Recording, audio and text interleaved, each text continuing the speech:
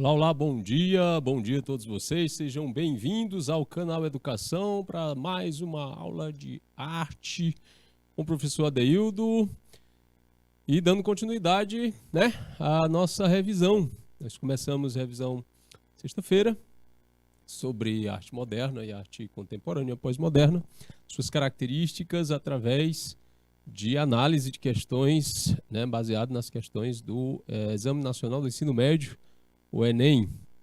E hoje eu trouxe mais algumas questões. Nós vamos analisar as expressividades acerca da pintura, da escultura, da arquitetura e, enfim, das demais linguagens artísticas.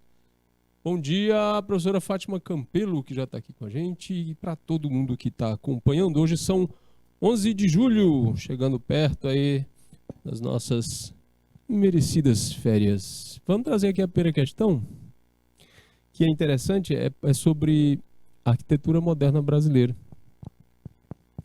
Aí aqui a gente tem uma característica bem legal, que pouca gente sabe, e vai ser analisada aqui pela questão. O governo de Getúlio Vargas desejava deixar sua marca nas formas da capital federal e decide então construir palácios para abrigar os ministérios e órgãos públicos.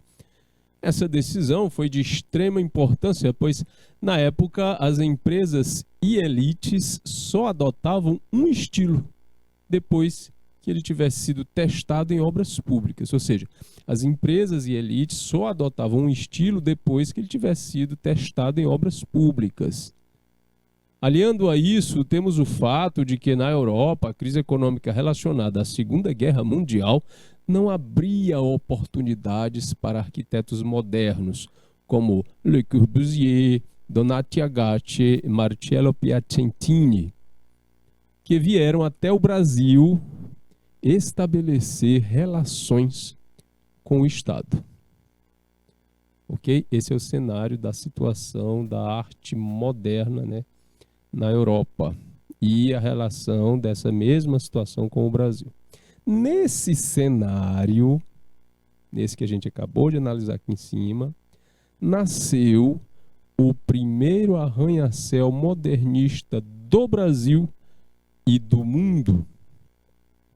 Aí as alternativas para você dizer quais são, para você dizer qual é. Quando a gente estuda estilo modernista na arquitetura, a gente vai ver nomes como Le Corbusier, certo? Oscar Niemeyer, Lúcio Costa, aqui no Brasil. Le Corbusier não é brasileiro, mas ele tem influência enorme sobre a arquitetura moderna no Brasil.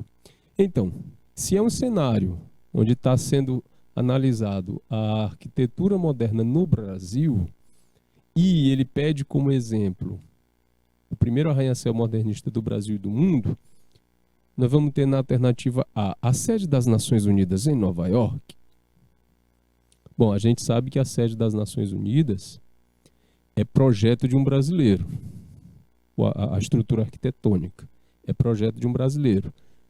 Mas aqui a gente está falando o primeiro arranha-céu, deixa eu pegar logo aqui minha caneta, primeiro arranha-céu modernista do Brasil. Então não vai estar em Nova York, vai? Não vai estar. Letra B. O Museu Guggenheim, também em Nova York, aí já se descarta de novo. É óbvio, a gente está perguntando aqui sobre um no Brasil, e que também vai ser do mundo. Letra C, o Empire State Building, também em Nova York? Não. Letra D, o antigo Ministério da Educação no Rio de Janeiro, atual Palácio Capanema, aqui já é no Rio de Janeiro, então já dá para considerar o que está sendo dito ali no enunciado. Letra E, o Congresso Nacional em Brasília, aqui também Brasil. Então fica aí entre a letra D e E, Então qual dos dois seria o primeiro arranha-céu modernista no Brasil e no mundo? O Congresso Nacional em Brasília ou o Palácio Capanema no Rio de Janeiro? Bom, a gente está vendo aqui governo de Getúlio Vargas. A gente sabe que Brasília foi inaugurada em 1960 em outro governo, o governo de Juscelino Kubitschek. e não teria como ser nesse cenário aqui, da década de 50, 60. De 50, né? 60, Brasília nasce em 60. Então a gente aponta para, na lógica da análise, de descarte das outras alternativas, a letra D. Gente, o antigo ministério, aqui para aquecer as nossas questões, o antigo Ministério da Educação do Rio de Janeiro, atual Palácio Capanema, foi o primeiro prédio moderno do Brasil e do mundo nas concepções modernistas, certo? Na década de 40, as linhas mais simples e a orientação mais estrutural, com um pensamento formal acerca da vivência das pessoas dentro das construções, começou a ser analisada e a ser vinculada como ideia de projeção pelo Le Corbusier, que é um arquiteto histórico dentro desse processo de modernização, né, da arquitetura mundial. Só que na Europa, como diz o texto aqui, não havia condições de ficar de disseminação dessas ideias por causa da crise econômica relacionada à Segunda Guerra Mundial. E o Corbusier encontrou um braço forte para a realização, né, a concretização dessas ideias aqui no Brasil, na década de 50 para 60. Então estabelece-se, pela primeira vez, a relação, as características de uma construção moderna aqui no Brasil. Responsável pelo projeto, Lúcio Costa. Quem era o ministro da Educação naquela época? O Capanema. E aí o nome, né, do palácio homenageia o ministro. E ele fez um concurso. O Capanema faz um concurso para que o prédio seja projetado e construído. A bancada que julgou esse concurso era formada em sua maioria por tradicionalistas, conservadores, que elegeram como vencedor outro arquiteto que trazia um projeto mais conservador, mais na linha europeia, mais ainda vinculado àquela forma antiga, certo, tradicional da arquitetura. O ministro Capanema acatou a decisão, premiou o ganhador, mas deixou o projeto dele lá guardadinho e chamou o Lúcio Costa para fazer uma coisa que ele queria que fosse feita, uma mudança radical, né, na paisagem do Rio de Janeiro. Aí o Lúcio Costa foi chamado.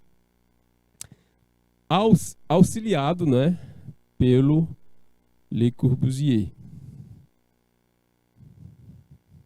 E quem estava começando a sua carreira, trabalhando ali já recém-formado e procurando emprego na área e com boas ideias e com inovações fervendo na cabeça, o jovem Oscar Niemeyer.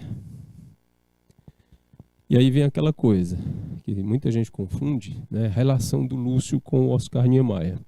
Em 1960, inaugurada no coração do país, né, no Planalto Central, a nova capital, Brasília. E aí muita gente diz, o projetor de Brasília é Oscar Niemeyer, porque o nome dele aparece mais. Na verdade, o projeto também, através de concurso, foi vencido pelo Lúcio Costa, que traçou aquela forma de avião, né, na cidade de Brasília, projetou o Lago Paranoá, etc, etc. Por que o nome do Oscar Niemeyer é que sobressai? Porque ele foi responsável pela projeção dos prédios públicos. Ele vai projetar todos aqueles prédios que a gente conhece em Brasília e que, em conjunto, formam a capital mais moderna do planeta em termos arquitetônicos, reconhecida pela Unesco na década de 60, 70. Certo? Hoje em dia esses parâmetros já foram, né, Já foram ultrapassados há muito tempo. Mas, historicamente, em termos de arquitetura moderna, o Brasil é referência histórica até hoje. Certo? Por conta disso, do Oscar assinar todos os prédios públicos, né? A igreja, né? A Catedral de Brasília, o Museu Nacional, outras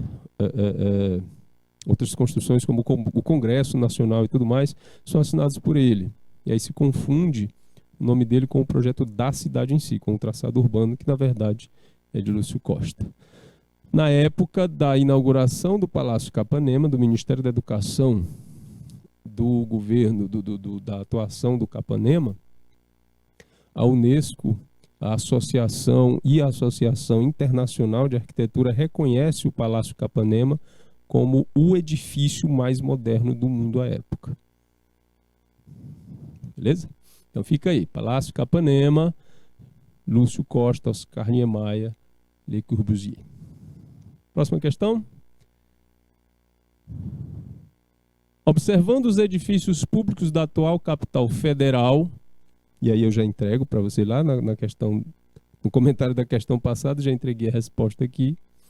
Brasília, pode-se perceber uma tendência de união de linhas e ângulos retos às formas sinuosas e espaços amplos. Nesse contexto e com essas características, podemos dizer que os projetos pertencem a uma linha inovadora para a época e que foi copiada no mundo todo, partindo da mente criativa do arquiteto brasileiro. A gente vai ter Lúcio Costa, Paulo Mendes da Costa, Oscar Niemeyer, Lina Bobardi, Márcio Kogan. Aliás, aqui vocês já sabem, né? Mas vamos voltar aqui um pouquinho. Eu falei daqui de todo o processo, mas eu não falei desses outros. Só voltando rapidinho aqui, né? A sede das Nações Unidas de Nova York, eu falei que foi projeto de um brasileiro, foi do Oscar Niemeyer. O Museu Guggenheim em Nova York não é projeto do Niemeyer, mas há uma característica dos museus Guggenheim no mundo todo terem, por obrigação, um projeto sempre inovador e modernista. O Empire State Building foi o maior prédio do mundo, o primeiro grandíssimo arranha-céu do mundo, com 100 e poucos andares, na cidade de Nova York, e ele está no estilo Art Deco, também um estilo modernista, certo? E o Congresso Nacional de Brasília, junto com o Palácio Capanema, vocês já acabaram, né, de ver a importância de cada um deles. Aqui, Lúcio Costa projetou a cidade de Brasília. Ok?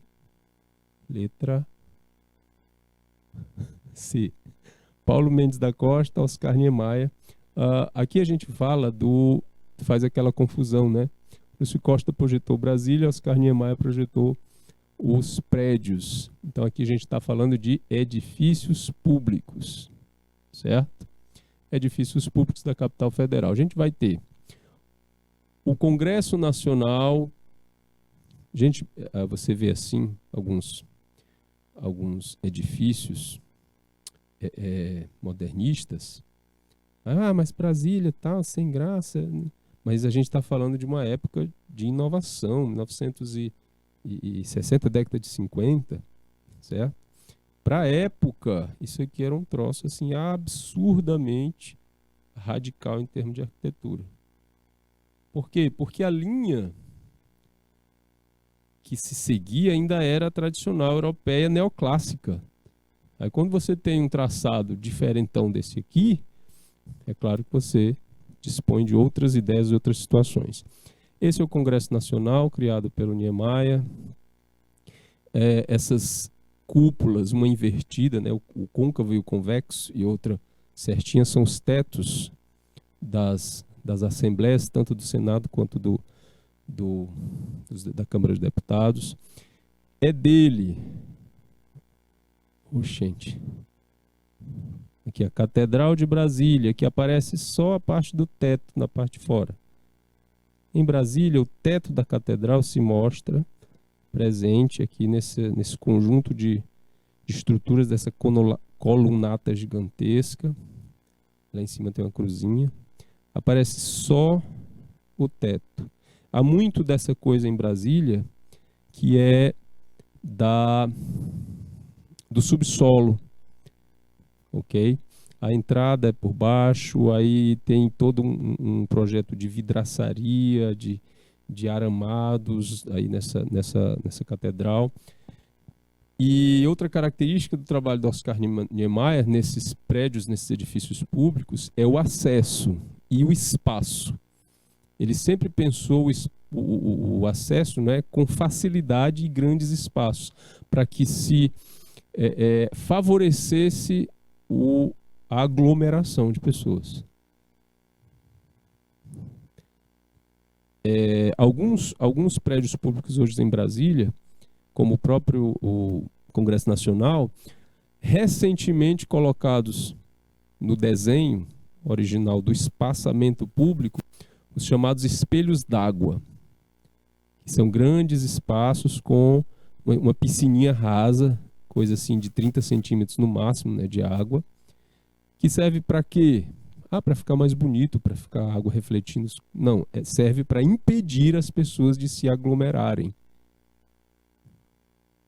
O Oscar Niemeyer pensou nessa aglomeração, os outros governos foram, né, impedindo um pouco essa aglomeração de pessoas em volta dos prédios públicos. Cada um com suas razões, certo? A gente tem também outros edifícios mais conhecidos na cidade de Brasília, todos na mão do Oscar Niemeyer. Paulo Mendes da Costa é um arquiteto também proeminente no cenário nacional. O Márcio Kogan entra na mesma linha também, como arquitetos de primeira linha. Aí tem a Lina Bobardi, já falecida, que é responsável pelo MASP. Sabe, aquele, não é em Brasília, né? Em São Paulo, o Museu de Arte Moderna de São Paulo é desenho da Lina Bobardi. Todos excelentes em suas áreas, em suas cidades, em suas propostas. Mas quando se fala de Brasília e de edifícios públicos, o nome é esse: Oscar Niemeyer. Ok? Oscar Niemeyer viveu, salvo engano, até os 106 anos trabalhando.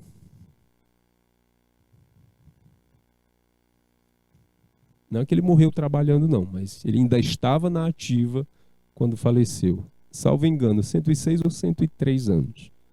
E tá aí uma informação interessante quanto a arquitetos, né? A maior parte deles vive bastante. Mais de 80, 90. Mas já é você pensar, né? Será que seguir essa carreira, geralmente, né, vai viver mais? Não sei, mas é um detalhe interessante dessa carreira. Os grandes arquitetos, eles passam facinho dos 90 anos. Beleza? Aqui no texto fala também que o mundo todo copiou o estilo, né, do Oscar Niemeyer. Disse do Palácio da Alvorada. O Palácio da Alvorada é a residência oficial do presidente da República. Aí ele tem o quê? Um teto, uma laje, não é? E aquelas colunas conhecidíssimas, todo mundo conhece, em losango, repetidas, seriadas, né? Essas colunas foram imitadas no mundo inteiro. E existem obras do Oscar Niemeyer em países na África, na Europa, nas outras Américas, né, porque a gente está na do Sul, como referência. Só que hoje em dia pouca gente tem essas informações. Nós temos muito trabalho reconhecido lá fora. Vamos à questão 3, ainda sobre a arquitetura moderna brasileira. O que tem na imagem aí? Olha só o MASP, acabei de falar dele, né? Museu de Arte de São Paulo, também conhecido como Museu de Arte Moderna de São Paulo. Nós temos em São Paulo também o MAM, e no Rio de Janeiro outra sede do MAM, que é o Museu de Arte Moderna exclusivamente. E também tem o Museu de Arte e Casa de Espetáculo, né, o teatro, no Parque do Jardim do Ibirapuera, em São Paulo. Na imagem acima vemos o edifício do MASP, Museu de Arte de São Paulo, projetado por Lina Bobardi, Nele, o que evidencia as prioridades estéticas modernas na arquitetura brasileira é... Bom, a arquitetura brasileira tem prioridades estéticas modernas. E aqui no prédio, o que vai evidenciar essas prioridades artísticas modernas? Letra A, o excesso ornamental nas linhas. Lembrando que ornamental é enfeite. Enfeite. Como, professor? Exemplo. Casa, teto, telhadozinho direitinho. Vou fazer aqui na lateral. É a base da telha. Aí quando você tem uma construção moderna, ela vai se limpando do excesso ornamental. Em casas mais tradicionais, antes de começar a parede mesmo, tem um enfeitezinho chamado de... Ops, deixa eu fazer direitinho aqui. São linhas paralelas. Estou sem régua. Mas é um friso. Aí depois começa a parede. E o chão. E aí o seriado de janelas, que pode ser janelas que podem ser em arco ou em friso, né, reto também. Certo? As portas também podem obedecer esse arco ou esse friso. Porta dividida assim em duas folhas. Janelas altas e grandes, por quê? Para a entrada de mais vento. Antigamente não tinha ar-condicionado, não tinha essas coisas, então precisava entrar muito vento na casa, circular o ar. Então isso aqui, essa preocupação com esse desenho mais arrojado, mais cheio de detalhes, é que é a ornamentação. Será que a gente vê isso aqui na arte moderna, na arquitetura moderna? O excesso ornamental nas linhas? Letra B, o uso de cinza e vermelho como contraste. Você vê aqui que tem um vermelho na pintura, o cinza do concreto. Será que é para causar contraste? Será que isso tem a ver com essa preocupação, com essa prioridade moderna na arquitetura? Letra C, as linhas retas usadas de maneira harmônica com o espaço, e foi uma preocupação durante bastante tempo essa proposta de trabalhar com linha reta em vez de linha mais sinuosa. Será que é realmente isso? Letra D, a preferência de materiais como aço e alumínio. Essa é uma característica da arquitetura contemporânea como um todo. Uso de aço e de alumínio. Letra E, a integração do edifício com a área urbana. Já parou para pensar assim que construir um edifício não é só pensar no prédio em si, mas toda a interação dele com o espaço em que ele ocupa, com a vivência, né, o acesso das pessoas a esse espaço e a própria construção, com a vivência no interior da construção, né, da obra, iluminação, a circulação de ar, etc, etc, etc. Tem toda essa preocupação por parte do arquiteto. Um engenheiro civil, uma engenheira civil, ele pode até conhecer esses aspectos, mas num projeto exclusivo de engenharia não se pensa muito nessas propostas. Por isso que um arquiteto é o profissional indicado, né, para dar o seu aval sobre situações do uso da construção. Então, quais são essas prioridades estéticas modernas? Letra C, as linhas retas usadas de maneira harmônica com o espaço. A gente está falando de desenho de projeção. Harmonizar o espaço com a estética. E no caso aqui do Museu de Arte de São Paulo, as linhas retas, né, da proposta estrutural. De lado, o prédio vai ter esse aspecto, né? As quatro colunas que sustentam toda a estrutura, elas estão aqui nesses enormes... são 4 grandes pernas, né? E aí o prédio fica seguro nisso aqui, com linhas harmonicamente organizadas orientais e verticais. Para quem passa ali na Paulista, percebe a harmonização da integração do desenho do prédio com o espaço urbano que é São Paulo. A preocupação tanto da Lina Bobardi como de toda a arquitetura moderna brasileira em prioridade estética. No caso do MASP, serão as linhas retas usadas de maneira harmônica com o espaço. Característica interessante aí para se levar na hora de considerar, certo, a análise de uma questão que fale de arquitetura moderna brasileira. Beleza? Então já conhecemos o Palácio Capanema, já falamos do histórico, de características do trabalho do Oscar Niemeyer, analisamos as formas do Museu de Arte de São Paulo, da Lina Bobardi. Seguimos aqui com a questão 4. Tropicalismo, parte aí da música brasileira, música moderna brasileira. Mesmo tendo a trajetória do movimento interrompida com a prisão de seus dois líderes, os líderes do tropicalismo, Caetano Veloso e Gilberto Gil, o tropicalismo não deixou de cumprir seu papel de vanguarda na música popular brasileira.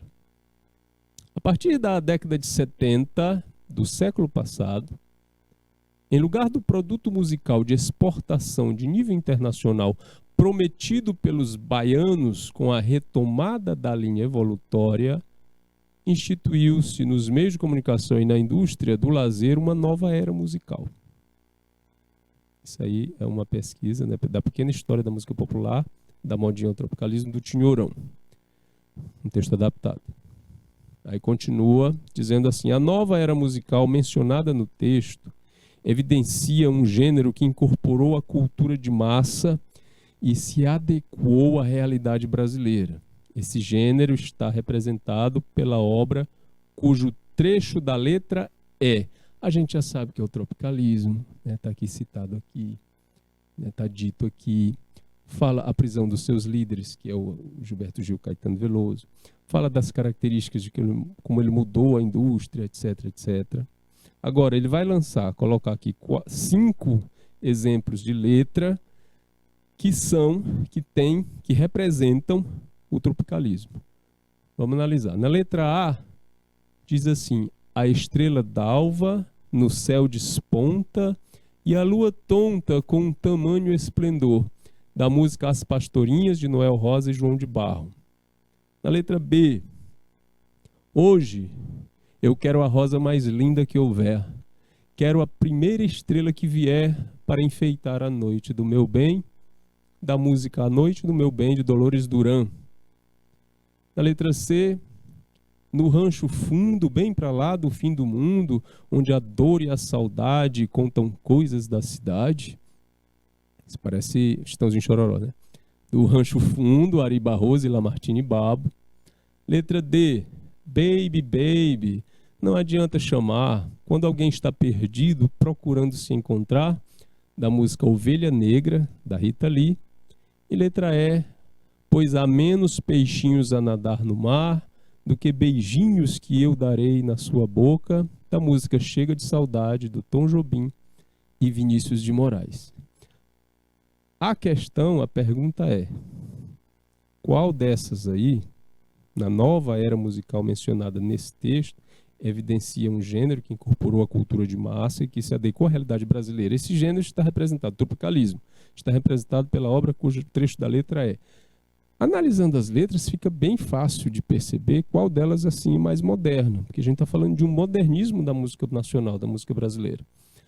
Noel Rosa e João de Barro são compositores tradicionais, certo? De movimentos musicais mais tradicionais, envolvendo aí, mesmo que eles envolvam uma evolução, né, do samba, a partir das novas composições, das novas influências, ainda são considerados tradicionais, Noel Rosa e João de Barro. Dolores Duran, compositora e cantora também da linha mais tradicional, década de 40, 50.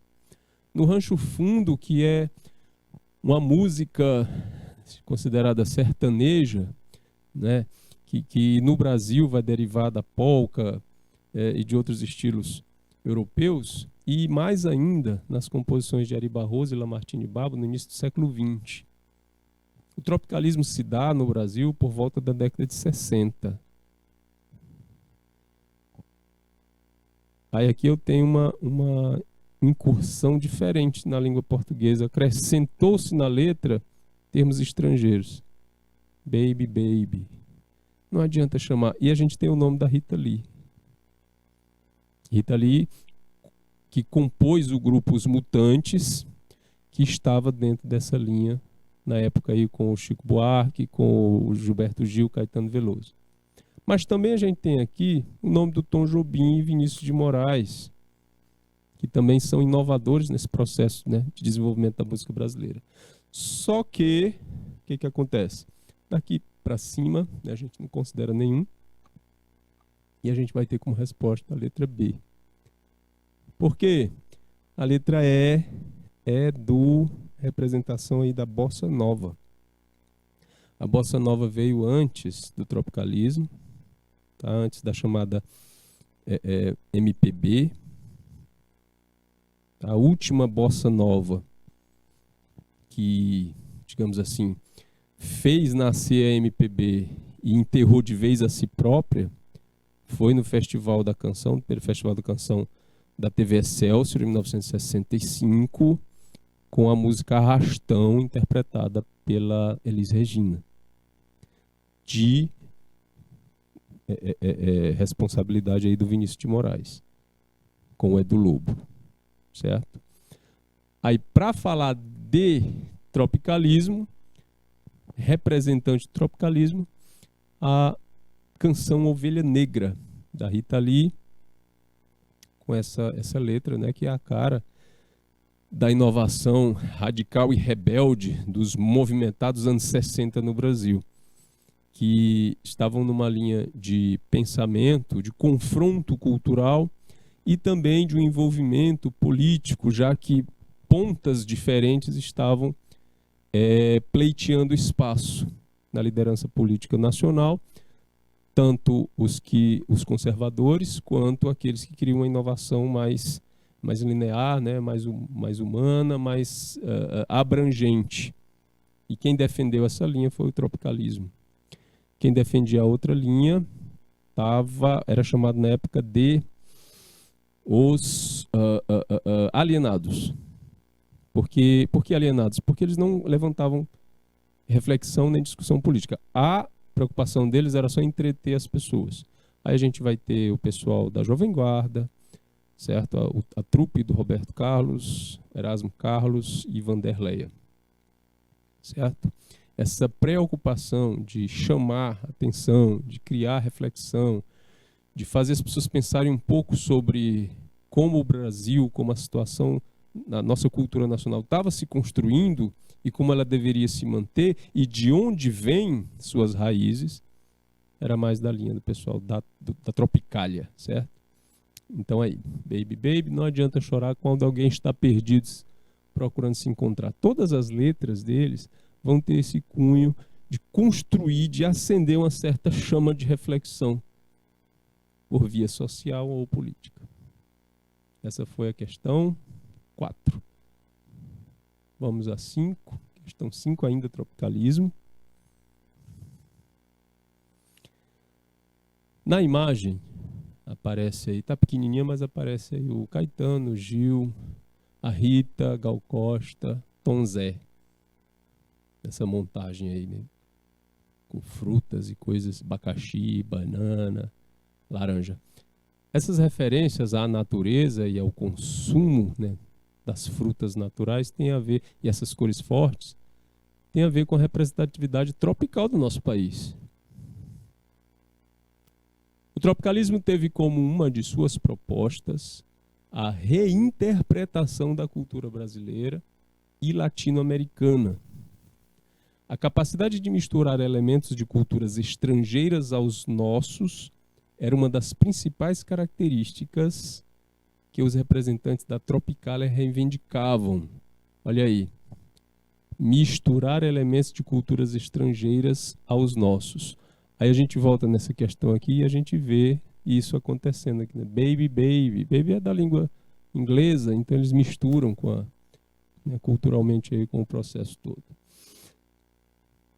Essa característica já havia sido apontada por outro movimento artístico intelectual brasileiro, que característica, professor? Misturar elementos de culturas estrangeiras aos nossos.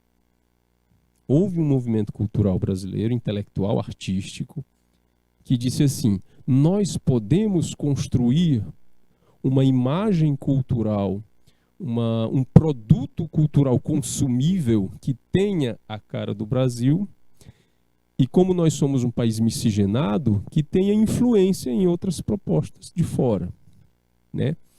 A europeia, principalmente, porque nós somos um povo formado com base originária indígena, europeia exploradora, né, que é aquele de Portugal, e aqueles que vieram sem convite, vieram obrigados para trabalhar, que são os escravizados africanos. Essa é a base. Depois entra mais gente com o processo de abertura política e de necessidades econômicas do país, etc. Então é uma salada só. A proposta era: como é que a gente vai ser reconhecido culturalmente como país? Qual é a nossa cara? Se a gente ficar só repetindo o que a proposta europeia coloca aqui. Nós não somos Europa. Nós somos um país com a nossa cara, com a nossa vida, com a nossa vivência. Então a gente não pode ser só isso aqui que uma parte só da população produz. Isso já era defendido por um desses movimentos aqui embaixo. Qual era? Letra A antropofagia cultural, de Oswald de Andrade. Letra B, o verde-amarelismo, de Castiano Ricardo. Letra C, o indianismo, de José de Alencar. Letra D, o parnasianismo, de Olavo Bilac. E letra E, o movimento integralista, de Plínio Salgado. Qual das alternativas se molda à proposta, certo, de misturar elementos culturais estrangeiros aos nossos? A gente sabe que depois da semana de 22, o Oswald de Andrade lança o movimento de antropofagia cultural. Ou seja, alimentar-se, né, devorar as influências europeias, principalmente modernas, e delas gerar um produto cultural brasileiro a partir dessas influências. É isso que ele chama de antropofagia cultural. Certo? Tendo a palavra antropofagia, né, como canibalismo cultural, vamos dizer assim, a partir da referência imagética do Abaporu, o quadro pintado pela esposa do Oswald de Andrade, a Tarsila do Amaral, em 1928, e que todo mundo conhece, né, com aquela imagem simples de de uma figura humana, porque lá a própria imagem do Abaporu não nos permite identificação de gênero, é uma imagem humana deformada, né, tem a cabeça pequenininha, o braço grande, o pé gigante, etc. e tal, ladeado de um cacto e um sol tropical. Aquela figura chamada de Abaporu pelo Oswald de Andrade, numa referência, né, à língua original do Brasil, que é o Tupi-Guarani, e onde Abaporu significa homem que come carne humana. Daí, né, a referência antropofágica. E toda uma ideia desenvolvida num manifesto chamado de Manifesto Antropofágico, de mais ou menos 1928, 1929. O tropicalismo vai usar a mesma premissa para, inclusive, explicar o fato da guitarra elétrica entrar, né, na linguagem musical das canções desenvolvidas por eles. E a guitarra elétrica era uma coisa assim, vista como na época, né? Não é legal, era uma influência estrangeira, moderna demais, vai mudar a nossa música, vai descaracterizar. Enfim, aconteceu o que aconteceu, tá aí. Letra A, a antropofagia cultural de Oswald de Andrade, é que também, né, pensava da mesma forma e serviu de influência para o tropicalismo. Beleza? Beleza. Vamos lá, questão 6. Projeto arquitetônico também. Brasil foi um país inovador ao desenvolver a arquitetura moderna, e isso permitiu que o Brasil fosse mundialmente reconhecido. Um dos responsáveis por esse reconhecimento foi o arquiteto Oscar Niemeyer. Destacamos algumas obras de grande valor cultural e primordial e patrimonial, né, do nosso país. Qual deles é o projeto de Niemeyer? Aí vai aparecer aqui os exemplos. E a gente vai ter que conhecer o histórico, saber a zona, né, a região do país em que o Oscar Niemeyer mais atuou, a questão histórica, a atuação, enfim, para poder definir, certo, essas premissas aí. O aluno de ensino médio, quando está estudando, a gente está vendo arquitetura em aulas de arte, arquitetura moderna, ele fica um tanto perdido quanto à questão da localização, né, geográfica, cidade, o que é cidade, o que é capital, etc. Então ele tem que estar atento a esses pormenores. Tá certo? Aqui nos 5 exemplos nós temos. Letra A, o estádio Mané Garrincha em Brasília. A questão pede para você indicar qual deles é projeto do Niemeyer. Letra B, aliás, eu não vou colocar a letra aqui, aqui não tem, mas vamos lá, né? Porque a sequência ficou um pouco perdida aqui. Mas estádio Mané Garrincha em Brasília, Museu de Arte de São Paulo, Catedral Metropolitana do Rio de Janeiro, Teatro Nacional Cláudio Santoro, em Brasília, Museu de Arte Moderna do Rio de Janeiro. Aí você para e pensa assim, bom, Oscar Niemeyer, geralmente a gente, né, fala de Brasília. E ele atuou muito no país naquela época, década de 60, 70, e depois ele foi para o mundo. Outros arquitetos ficaram por aqui, né, fazendo as suas propostas. E o Oscar Niemeyer, segundo a gente já entendeu, ele trabalha muito com amplitude. O estádio Mané Garrincha foi construído para a Copa que estava acontecendo no Brasil. É 2014? Eu não lembro direito, acho que é Copa 2014. Então, Oscar Niemeyer já tinha ido, não é dele. Museu de Arte de São Paulo, a gente acabou de ver uma questão que é da Lina Bobardi. Ok? Catedral Metropolitana do Rio de Janeiro, apesar das linhas modernas, ela não atende muito a proposta estética do Oscar Niemeyer e foi construído numa época em que o Oscar estava envolvido em outros projetos. O museu, aí fica o Teatro Nacional Cláudio Santoro e o Museu de Arte Moderna do Rio de Janeiro. Bom, Brasília foi o nicho de trabalho essencial do Oscar Niemeyer, certo? Aí a gente tem o Teatro Nacional Cláudio Santoro em Brasília como obra dele.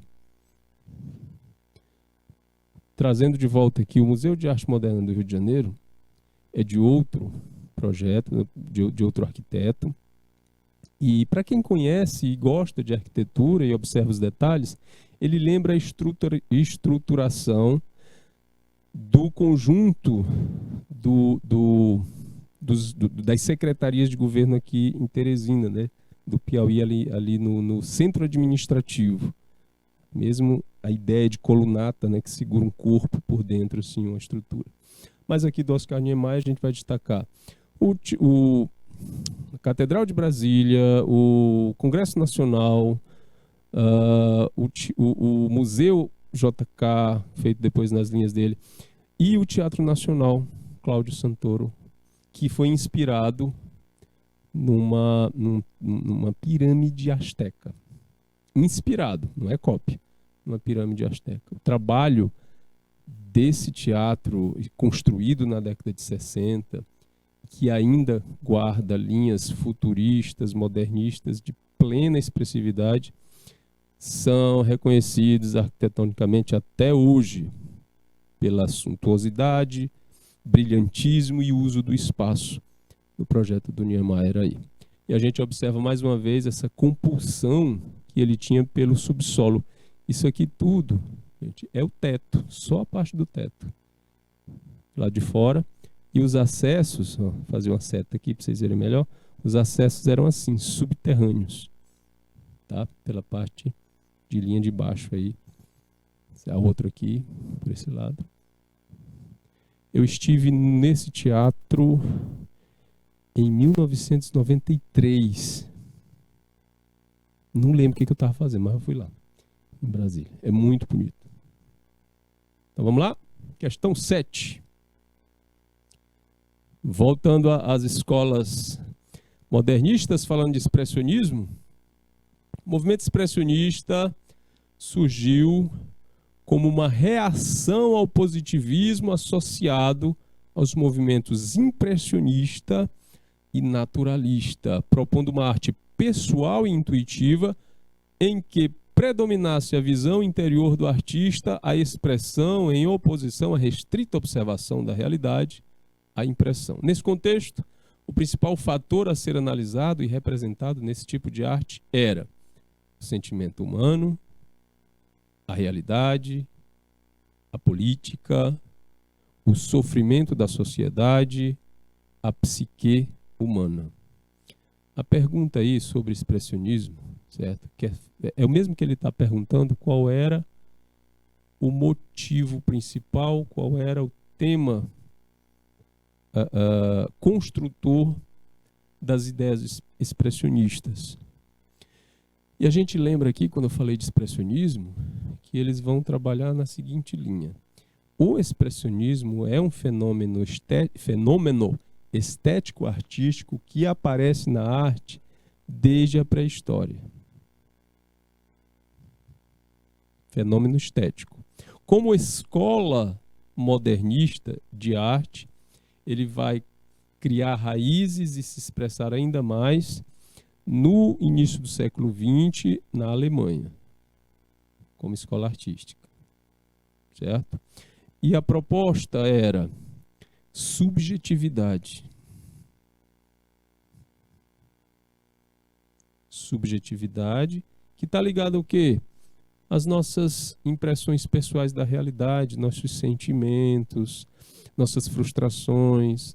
Quando eu digo nossas, quando o artista passa a analisar os outros, mas ele levava muito mais em consideração os próprios sentimentos, a própria subjetividade, as próprias frustrações, desentendimentos, falta de traquejo social, a questão da guerra, né, da Primeira Guerra e da Segunda Guerra, no cenário original, né, da escola expressionista na Alemanha, e por aí vai. E considerando esses aspectos, a gente vai encontrar aqui, na letra A, essa resposta. Certo? O sentimento humano é a matéria-prima da escola expressionista. E geralmente, como foi dito lá na explicação, na aula de expressionismo, é um sentimento negativo. São sentimentos negativos. Tristeza, solidão, angústia, desespero diante da violência da guerra, certo? Esse sentimento humano, essa vivência sobre toda essa negatividade, essa falta de esperança, que a gente vai chamar aqui de niilismo. O nihilista é aquele que não acredita mais em nada, é o fim de tudo, acabou-se, é uma desesperança radical. Então, a matéria-prima dessa expressividade artística a essa época, nesse nicho, vai ser o sentimento humano para o expressionismo. Ok? Ela existe em outras de outras maneiras, em outras áreas, de outras formas, mas como escola artística de vanguarda, junto com as outras vanguardas que acontecem no início do século XX, ela vai ser chamada de expressionismo. Ok? E para vocês terem uma ideia melhor sobre a questão estética desse expressionismo, eu deixo como dica, certo? Um clipe que vocês podem encontrar no YouTube da música, não sei se é assim que escreve, Jesus, Sweet Não. Tem que deixar direitinho. Que é pra não... Sweet é doce. E é isso que eu quero. Sweet Dreams.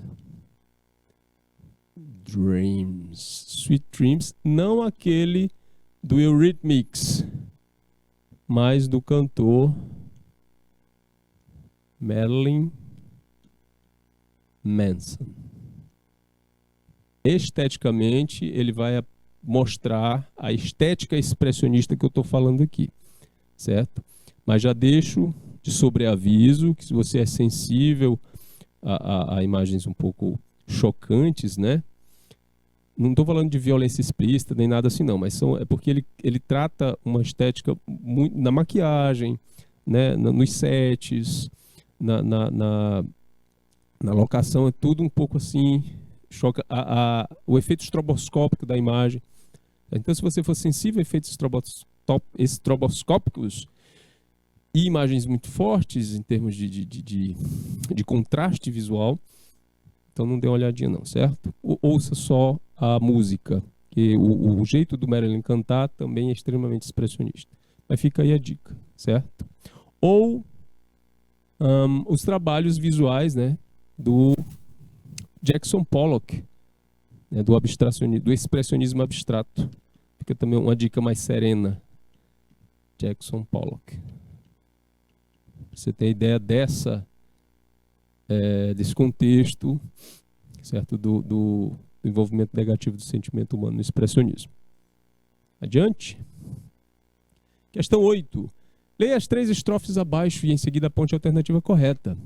No pulso esquerdo, o bang bang, em suas veias corre muito pouco sangue, mas seu coração balança um samba de tamborim. Emite acordes dissonantes pelos 5.000 alto-falantes. Senhoras e senhores, ele põe os olhos grandes sobre mim. Viva Iracema, mamá, viva Ipanema, mamá. Os versos acima são da canção Tropicália, de Caetano Veloso.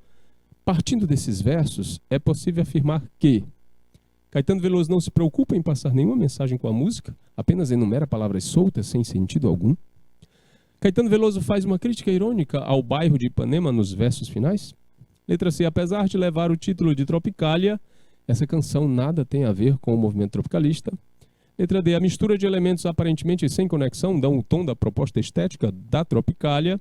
E letra E. Um dos principais aspectos do movimento tropicalista era falar exclusivamente da cultura nacional. Voltamos aí com o tropicalismo, né? Questão da elucidação da cultura nacional. E sobre o aspecto dessa canção, a gente traz aqui a letra D. Mistura de elementos aparentemente sem conexão dão o tom da proposta estética da Tropicália, seguindo aquela premissa, né, de misturar coisas daqui com coisas dali e criar uma característica própria da cultura brasileira.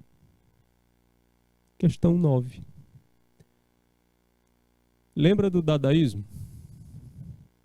Aquela proposta que apareceu junto com o final da Primeira Guerra Mundial, onde, esteticamente, a arte não teria nenhuma obrigação de fazer sentido? Pois é. Usando como característica principal a ruptura com as formas de arte tradicionais, os dadaístas apresentaram ao público obras com características pessimista e irônica, utilizando objetos comuns do cotidiano, renomeados como arte, aí entre aspas, que são apresentados de uma nova forma e dentro de um contexto artístico. Esses objetos foram denominados como make-up, made-up, still already, ready-made, also need.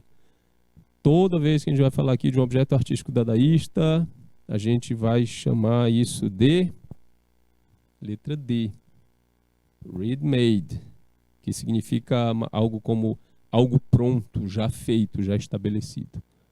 E aí o resto vocês conhecem, a gente já mostrou várias vezes aqui a fonte do Marcel Duchamp e o banco com a roda de bicicleta também dele. Última questão. Surrealismo. Os surrealistas deixam o mundo real para entrar, aliás, no irreal, pois a emoção mais profunda do ser tem todas as possibilidades de se expressar apenas com a aproximação do fantástico, no ponto onde a razão humana perde o controle. Considerando isso, pode-se inferir sobre o exercício criativo do surrealismo que As impressões do sentimento em relação à realidade estão presentes. No surrealismo, a imaginação se manifesta livremente. O artista tenta mascarar a realidade com sua percepção de cores. Nessa expressão, o fantástico e inquietante fica em segundo plano. E letra E, a atmosfera onírica não é base para o surrealismo. A gente sabe que ela é. Então a letra E já estaria fora aí do processo, né? Do lado aí um quadro do René Magritte, Os Amantes, e como resposta, letra B. No surrealismo, a imaginação se manifesta livremente, sem o freio do espírito crítico, como eu já tinha colocado numa aula aqui várias vezes, repetindo a história do automatismo psíquico. Ok? Bom, essa foi a nossa rápida revisão sobre as escolas modernistas. Obrigado pela participação de vocês. Um grande abraço, um bom descanso para todo mundo, boas férias e até a próxima. Tchau!